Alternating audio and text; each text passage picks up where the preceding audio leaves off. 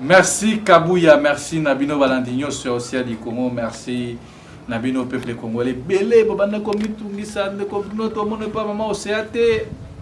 Moyebi, Tozali, tout ça qui n'a pas de problème. Tellement ébélé, Moyebi, tout ça qui n'a pas de démarche pour participer à la conférence, na Sochi, na Russie. Alors, Moyebi, tout ça qui a appel. Bref.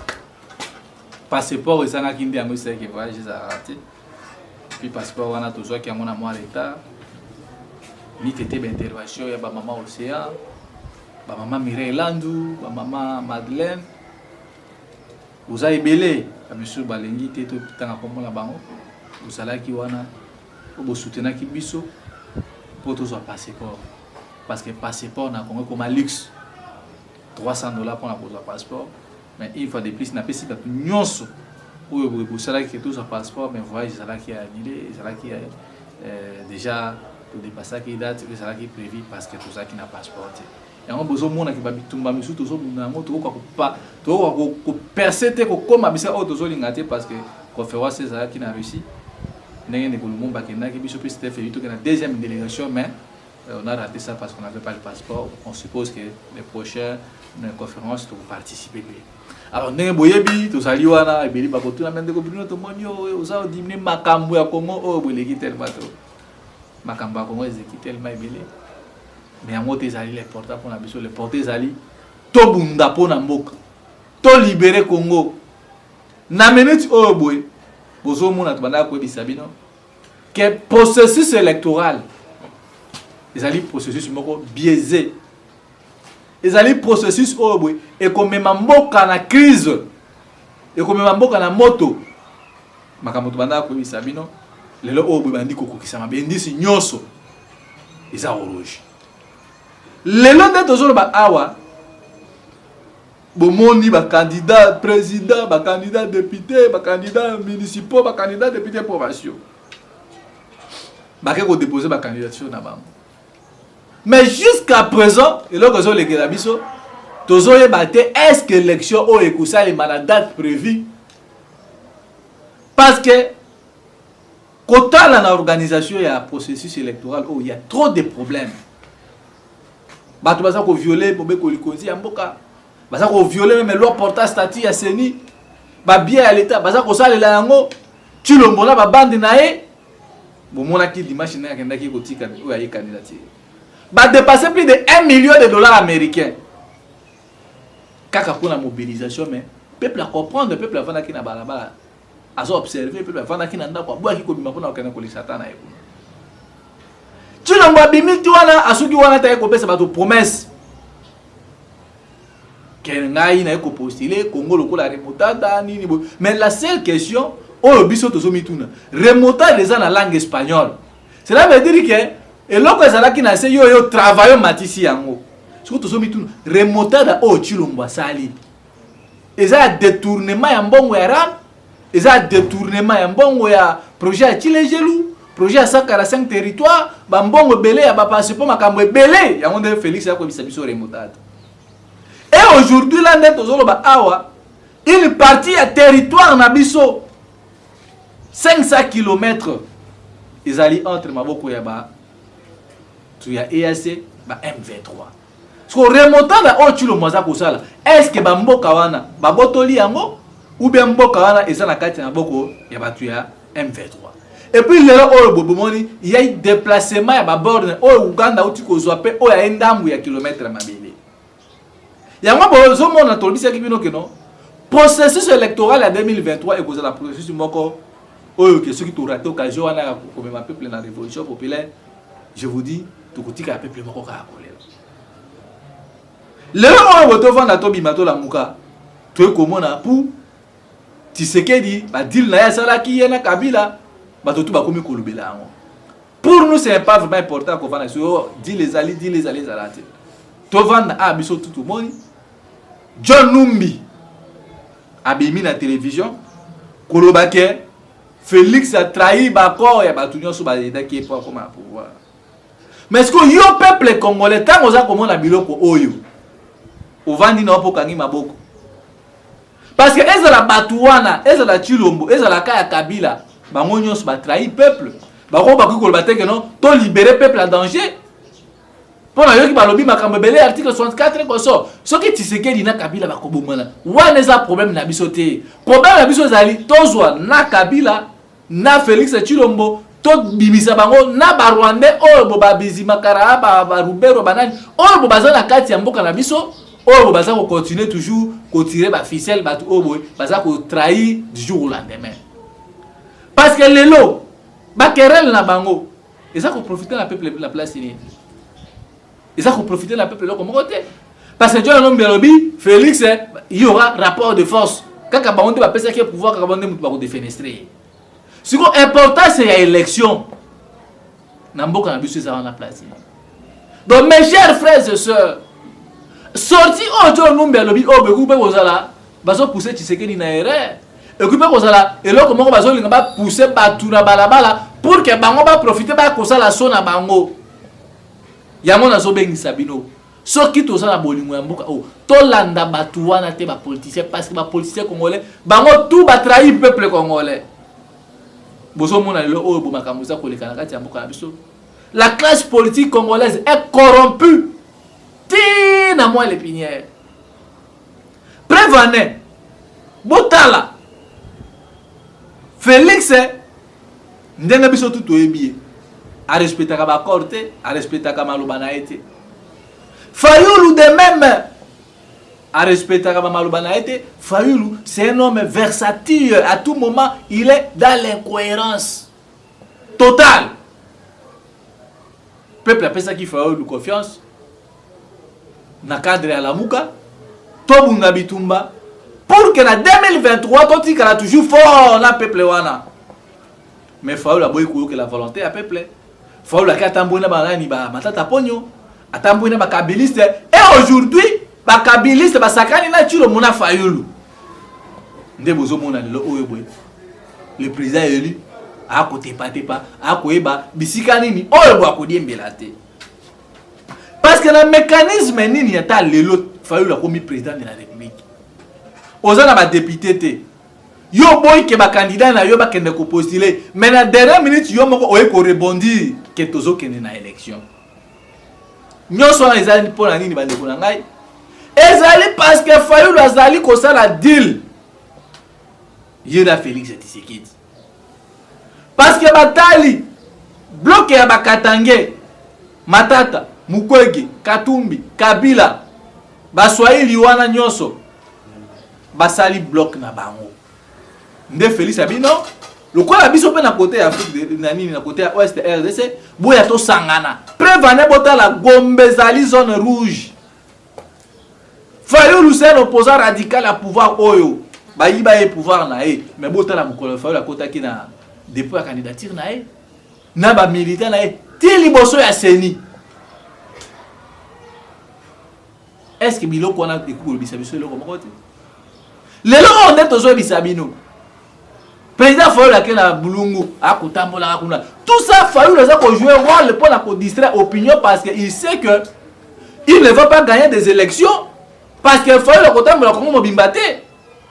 Ba candidat président bazana ba province ba tambolaka. Basuka na ba chef liya ba province, basuka na ba Mbandaka, asuki na Kisangani, asuki na Lubumbashi, asuki na ba ville wana.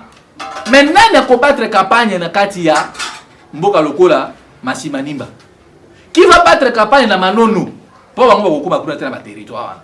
Cela montre combien que monsieur Fayulu lui aussi lokola Tshisekedi a trahi le peuple.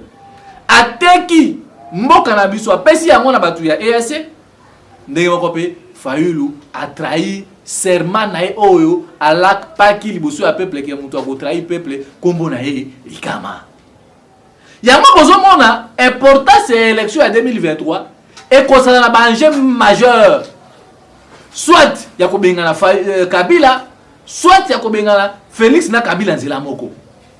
Parce que bato ami balé ba koloba te ke na biso toye poto libérer mino peuple en danger. Parce que tout le monde la régime ya Kabila bato ma sali plus de 21 ans na pouvoir. So ba ça qui a besoin pour libérer un peuple en danger. Peuple a souffrir balinga ki basala. Mais ce qui va sali yango est-ce que vous croyez que ceux qui le lonenge John Numbi so lo bakana bato na ye wana bon c'est pas John Numbi qui a parlé mais c'est Kabila qui a parlé de John Numbi. Est-ce que souci à bato na ça ko libérer biso? ou bien bazo y a pas accompli chemin na bango ya balkanisation. Il y a un bengi sa peuple qu'on dans les prochaines activités. Tozo bana na conférence pour na sensibiliser ba jeunes, ngai na zo bana conférence. Pour la sensibiliser les gens que non bitumba oyo tozo kende oyo boya virage à 2023 oyo ezali bitumba ne bakango entre la patrie ou la mort parce que nous n'allons pas accepter ezala Tshisekedi ezala Kabila ezala Mukwege ezala nani XY baya ko embrouiller biso. Nous devons prendre notre responsabilité en main. Seule la chose que libérer mboka na biso ezali révolution brutale et populaire. On article 64 la ko ebisa biso. Parce que Félix a sa l'élection. Tobi qui a préparé le tricherie. A gagné à sa l'élection ou pas Félix, il faut qu'on ait des degrés ou de force. Nana ko bengana Chilombo, et ça peuple congolais muto sangi mai, sangi kuro, sangi passeport. Oso te pas na cause voyage. Biso to resté ko participer na conférence na Russie parce que to ça qui n'a passeport te. Ya mona za ko ebisa bino bande ko ngai, si nous avons l'amour parce que 2 mois au etikali oyo. Vous ne pouvez pas croire na makambo John Nda lobby. On ne peut pas aussi croire na makambo Chilombo lobby. Parce que tout le monde dit que Kolezi, que non, na awaboy, na okomisa Kolezi loko la poto. Mais azo bossa na ke ibisa ki biso ke akomisa Congo Allemagne d'Afrique. Azo bossa na ke ibisa ki biso ke no akotonga université moderne système international en bandaka. Est-ce que ma promesse wana nyonso Félix alobaki est-ce que respecter amo? Soki mutu aza incapable à respecter maloba nae, ba corps pas signaki. Alors quel est bon Félix makamyo so loba ke boko kende su na poto te. Mais il a promis tant de promesses irréalisables. La seule chose au Félix Asali, il y a qu'on s'enrichir. Il y a un bandeko nae, il y a un libota nae, na lokola on a ni Fifi Masuka komi kobena kae mama, mama, dada, on dirait Fifi Masuka komi mama à Chilombo. Tala batu obaye ko ki sa fonction ya président de la République. Soni, un président de la République, azobe na une gouverneur maman. Est-ce que Fifi Masuka za mokolo ya Chilombo? Tout ça pourquoi? Parce que c'est la médiocrité qui a pris de la place.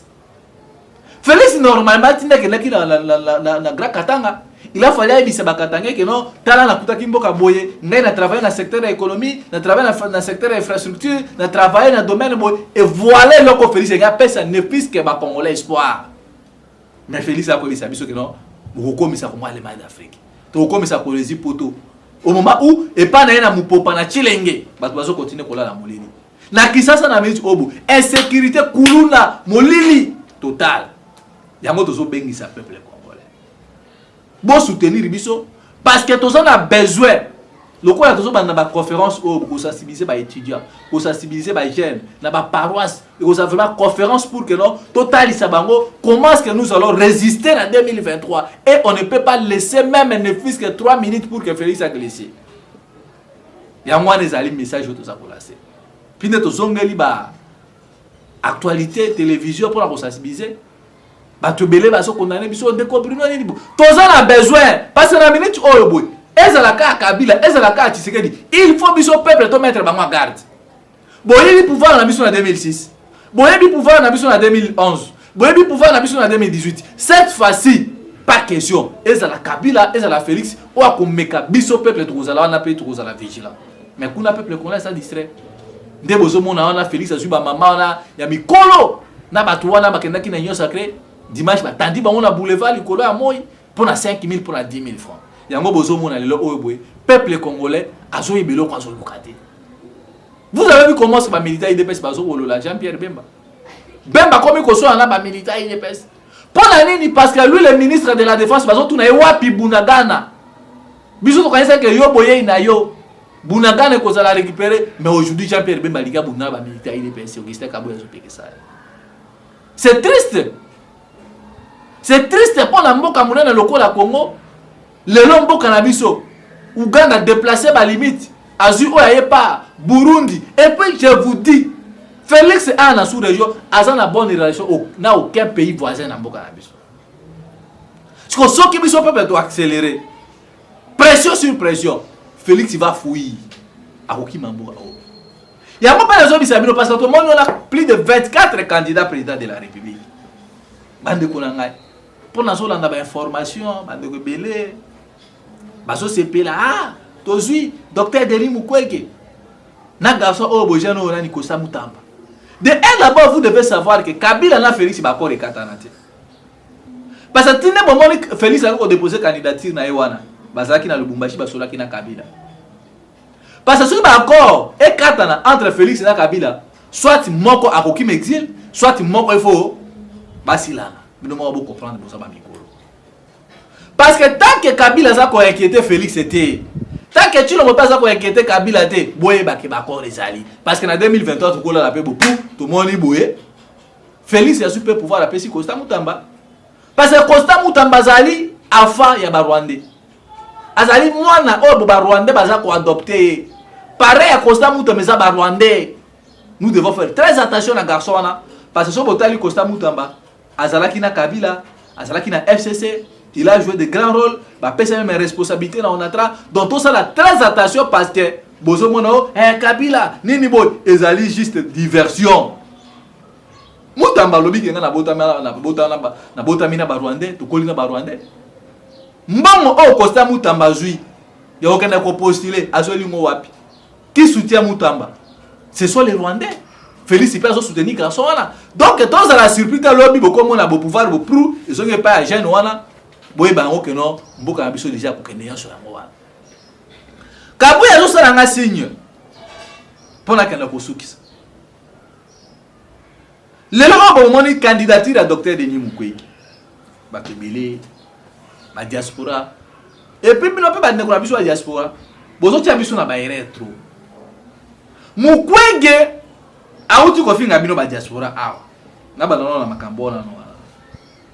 Mukwege azali produit lokola ndenge ba façonner Moutamba pa ya ba Rwandais. Mukwege azali candidat ya ba impérialiste. Tango biso ba panafricaniste lokola ba bino mimenga ba résistant. Tozo teleme la politique ya mabe ya ba occidentaux mais pareil ya docteur Denis Mukwege ezali ba occidentaux. Prévenez pas bon que docteur Denis Mukwege azali mutu oyo boba pesi mission ko sala pire même que Otisike dia ko sala. Docteur Denis Mukwege akendaki na Maison Blanche. Akutani na Joe Biden. Ba vandi ba meli, ba sali dîner na famille na maison présidentielle na Maison Blanche. Mukwege isa ya biso nini akendaki ko sala kuna nini obo ba sololi. Mukwege a été reçu. Tambo mona ki roi Philippe yaki akendaki na pansi. Sécurité ke ngaka Mukwege Monisco. Bazo boma ba Congolais, Mukwege azali wana za kotala. Président de la France, ancien président Nicolas Sarkozy tamaki akutana kina Mukwege. Tandis que biso tout yebi que non Nicolas Sarkozy alobani ni pour que kinga ezo na est il faut to kabula bomengo na biso to kabula Congo na ba pays voisin na biso. To mona ki Sarkozy, to mona ki Hollande, to mona ba délégation à bato.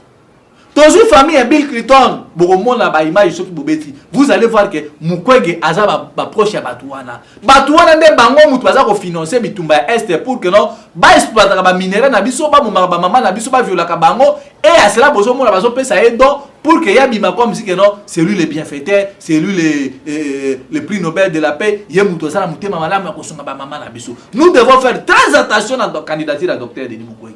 Oui, Mukwege c'est un homme intelligent. Oui, Mukwege c'est un gynécologue. Est-ce que na Congo to saka na c'est un gynécologue mais ça docteur Mukwege? Donc le lo boso to benga na Tshisekedi. Tshisekedi azo sa pona na pona ba français pona ba belge. Yango boso mona Félix il s'en fout. Pona Félix César et bébé baté ya zo mona kaka bino bozo oya bino ngapi na zo oya nga. Mais par ya peuple za ko souffrir za wana wapi. Mukwege ay ko bima awa mupona kena ko susa kabo ya kordenga 1 minute. Mukwege alobino bino ba diaspora kutu bo vivaka na mbongo ya ba frère social na poto. Insulte munene pona bino. Mukwege ko bani ba diaspora misukutu bozana ba logement na kisa bozana ba adresse c'était bien ka bandaki ko bokela mbokela na ipa ya moto bisutu to yebi. Mais à ça a globaliser yango. Ko bino ba diaspora ko bozo sepela na mutu azo finga bino. Est-ce que bino eza d'accord Mukwege oh la lobi que non ba diaspora bozana ba adresse na poto bola la Kalibanda bozana ba clochard ya vana na Congo pendant 40 ans. Oui, on va na Congo pendant 40 ans. Liboso sala ki wapi? Parce que Mukwege on suppose que ça na 64 ans. Yo vandi na Congo pendant 40 ans. 24 ans wana oya liboso sala ki wapi na Burundi na Uganda ou bien na Tanzanie. Nous devons faire très attention. Tout le monde a un sentiment parce que Mukwege le quoi a pris Nobel de la paix ce qu'il a eu le loté. Prix Nobel de la paix na la maille. mukwege naka vanda wana asaka musala na ye batu bayaka baso ki bana ko la consultant mais mukwege ndimi kozwa mbongo ya bamindele plus de 30 millions de dollars américains bande konanga ba congolais bo fungola miso Fayulu a joué plus de 5 millions de dollars américains par tout le monde bozo monaka fala zo tambola ka so binisa bana na moi wana Fayulu a la mission à embrouiller opposition ndenge moko mutamba asa ko embrouiller candidat barwandais ndenge moko pe docteur Denis Mukwege a touché plus de 30 millions au la fondation Soros bino bato ba na Belgique na Paris boyebi Soros boyebi famille Bill Clinton boyebi famille ya Didier Reynders Mukwege a une bonne relation dans la famille de Joseph Kabila. Donc le long où Mukwege comme président de la République a concédé mon cannabis parce que ce sont les étrangers. Dans le bureau Tshisekedi dit que Asa candidat à étranger parce que Tshisekedi est qui candidat à Kabila. Donc ezala Kabila, ezala Mukwege, ezala na jeune wana Costa Mutamba, nous devons faire très attention à bâton parce que pour représenter des dangers très permanents. Il y a moi le mien reste à faire pour le moment. Ezali question biso ba jeune. Biso bilingue. Ba résistant, l'esprit à Lumumba. Ba panafricaniste. Bon soutenir biso pour que tout ça là get house. To mettre batu oyo bo libanda si ça chiva ba ko kanga bango. To kanga bango. Mais vous les diaspora, vous sommes même à la satina. Moi luka audio wana, Mukwege vous a insulté. Mais ce qui le long Congo ça pour vivre, oh c'est grâce à vous les diasporas ne mutu soutenaka bande konabiso boza na mboka ah. Le docteur Denis Mukwege ne peut pas insulter les diasporas. Ndenge Kabila finga biso ba congolais qui tout ça ba Salomo. Donc le quoi est le mazo finga. Mukwege zo finga, Katumbi pa fingi, Matata fingi, c'est ça nga fingi, ba to na bota la catégorie ya batu obo bazo linga ba kamba mboka na biso. Ba jouisseur, batu obo ba échouer. Alors bino bolingi, biso peuple congolais, to ya lisusu, to pesa batu na confiance. Pourquoi pas beaucoup pesa peuple non mimé en confiance? Pourquoi pas beaucoup pesa peuple maman aussi à Kabou ya ba papa ale bolozwa.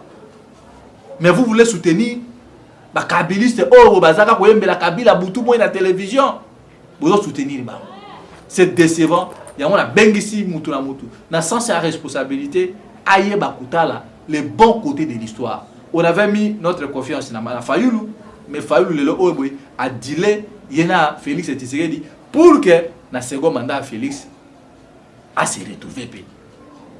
Yango na bengisi bino makamba kolobeza tellement ebelé na zwa ki mo repos parce que boye baba traumatisme wana koluka bongo kozwa passer pour luka bongo ya go passe zo mambongo boye ba biloko na nyonso tango tout ça ba démarche passeport monana ki ba maman Angèle ba idaki pe biso mais ba biloko biso et permettant que to zo passeport na délai où ça qui prévu on au moins peut que santé diminue parce que ba souci makamba belé na makamba mboka yango tozo senga na bino bolemba biso te ba maman Mireille na Belgique ba maman Célestine bolamuka parce que souci à cause de l'activité zali mais tout ça na ba moyens financiers te ndenge boyebi mboka eza na chômage mboka eza na passe mboka eza na makambo ya malongati yango tout ça na besoin apport ya mutu na mutu na kati ya bitumba o tout ça ko bunda o to bana déjà le quoi tout ça na mois octobre ya ko bana déjà ba conférence na ba chaîne pour que tu éveiller bango mukolo wana mutu akimate biso baso tokozana balabala puis tokotala bisika obwe